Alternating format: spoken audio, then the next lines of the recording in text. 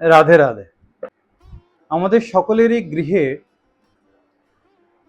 পূজাগৃহ রয়েছে, পূজা গর্ভগৃহ রয়েছে, ভগবান সেখানে বিরাজমান রয়েছেন। এইবার সেখানে পুজোর সামগ্রীতে বিভিন্ন রকম বস্তু বিষয় রয়েছে যা আমরা পুজো করবার সময় ব্যবহার করে থাকি। শঙ্খ, ঘণ্টা, আচমনি পাত্র ইত্যাদি ইত্যাদি। গত কদিন পূর্বে আমি শঙ্খের মাহাত্ম্য আলোচনা করেছি, আজ করব ঘণ্টা, তার মাহাত্ম্য। ভগবানের সেবায় ঘণ্টা বাদনের যে কি রকম মাহাত্ম্য তা আজকে আলোচনা করব, তার জন্য অগ্রসর হতে চলেছি ভিডিওতে। আপনারা সকলে ভিডিও শেষ পর্যন্ত দেখুন। শঙ্খের মাহাত্ম্য যেমন শুনেছেন, ঘণ্টার মাহাত্ম্য শ্রবণ করুন। আমাদের শাস্ত্র বলছেন যে স্কন্দ পুরাণে বলছেন, ব্রহ্মনারদ সংবাদে লিখিত আছে, যে ব্যক্তি ভগবানের অভিষেক, স্নান এবং পুজো করবার সময়, ভগবানের অর্চনা করবার সময় ভগবান শ্রী হরির সম্মুখে নিত্য এই ঘণ্টা বাদন করেন, ঘণ্টার ধ্বনি করেন, তিনি অতীব পুণ্য ফল লাভ করে থাকেন। এমনকি এটাও বলছেন, সেই ব্যক্তি সহস্র কোটি বৎস পর্যন্ত সুরপুর নামক স্থানে অবস্থান করেন এবং সেখানে অপ্সরাগণ তিনার সেবায় নিযুক্ত থাকেন, এমনটাও বলেছেন।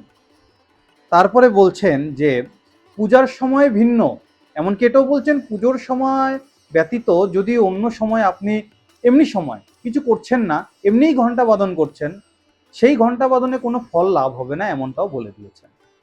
যারা সিদ্ধিকামী ব্যক্তি, যারা ভজন করে সিদ্ধি লাভ করতে চান, সেই রকম ভক্ত, সেই রকম ব্যক্তি শ্রীহরির অর্চনা করবার সময় ঘণ্টা বাদন অবশ্যই করবেন। ঘণ্টা বাদন ব্যতীত তিনি অর্চনা করবেন না। তারপরে বলছেন যে এই ঘণ্টা হচ্ছেন সর্ববাদ্যময়ী, আমার গোবিন্দের, আমার কেশবের সর্বদা কালের জন্য খুবই প্রিয়। এই ঘণ্টা বাদ্য করলে বলছেন কোটি যজ্ঞ অনুষ্ঠানের পুণ্য ফল আপনি লাভ করতে পারবেন। কোটি যজ্ঞ অনুষ্ঠান করলে যেই ফল লাভ হবে, একবার ঘণ্টার ধ্বনির মাধ্যমে আপনি সেই ফল লাভ করতে পারবেন। অতীব সুন্দর কথা। তারপরে বলছেন, যিনি বাদিত্র শব্দ, তুরীয়ধ্বনি, তারপরে সঙ্গীত ও মঙ্গল শব্দ সহকারে ভগবান শ্রীহরির অভিষেক করান, ভগবান শ্রীহরির অর্চনা করান, এই 84 লক্ষ যোনিতে যে আমরা ভ্রমণ করে চলেছি, এই জন্ম মৃত্যুর যোনি থেকে আমরা মুক্ত পেতে পারবো, এমনটাও বলেছেন। আমরা মন্দির মঠে বিভিন্ন যন্ত্র বাদ্য হতে দেখি, খোল, করতাল, কাশি, বিভিন্ন রকম। শাস্ত্র এমনটা বলছেন যে কোনো রকম বাদ্যযন্ত্র যদি নাও বাজে, শুধুমাত্র এই ঘণ্টার ধ্বনির মাধ্যমেই পুজো করা যাবে এবং পুজো করা উচিত। তাতে আমার শ্রীহরি, আমার গোবিন্দ, তিনি বেশি প্রসন্ন হবেন, অতীব প্রসন্ন হন। কারণ এই ঘণ্টা সর্ববাদ্যময়ী এর জন্য, এবং আমার শ্রীহরির অতীব প্রিয়। সেইভাবেই এই ঘণ্টার ধ্বনি অবশ্যই যত্ন সহকারে করা উচিত, করা কর্তব্য। এই ঘণ্টার ধ্বনির মাধ্যমে আমার দেব দেবেশ্বর হরি শতমন্বন্তর এবং সহস্র মন্বন্তর যাবৎ প্রীত হয়ে থাকেন।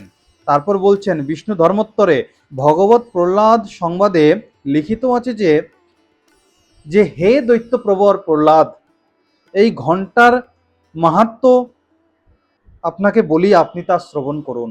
বলছেন, হে দৈত্য নন্দন, বৈষ্ণবালয়ে ভগবানের অর্চনা করবার পূর্বে এই ঘণ্টার অর্চনা করা খুবই অবশ্যম্ভাবী, এবং যে করেছেন তিনি আমার গোবিন্দের বড় প্রিয় ভক্ত হবেন, এমনটাও বলছেন। এবং এটাও বলছেন যে আমার অর্চনার পূর্বে ঘণ্টার অর্চনা হলে আমি সেখানে অবস্থান করি, এটা তুমি জানবে।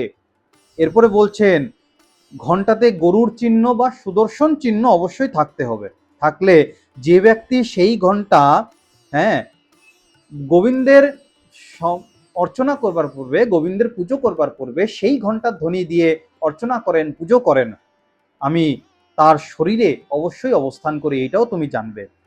এই ঘণ্টার ধ্বনি বলছেন, জয়ধ্বনি মন্ত্র মাতঃ স্বাহা, এই মন্ত্র পাঠ করে এই ঘণ্টার পুজো করা উচিত।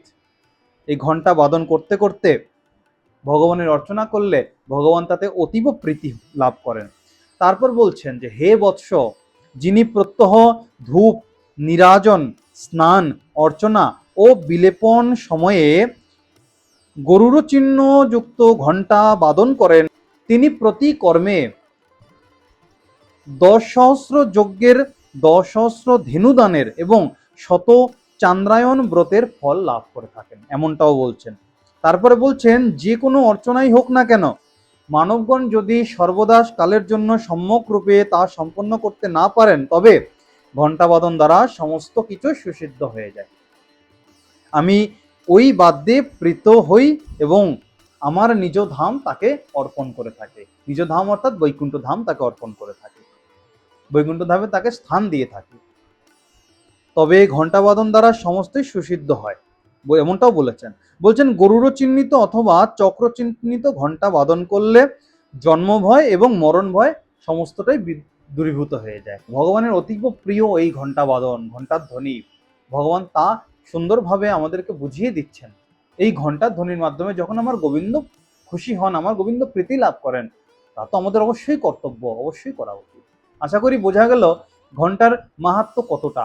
আরো অনেক ব্যাখ্যা রয়েছে, অত কিছুতে গেলে ভিডিও অনেক লম্বা হয়ে যাবে, আপনারাও দেখতে অধৈর্য হয়ে পড়বেন। তাই সংক্ষেপে আজকের মতো ভিডিও এইটুকুই।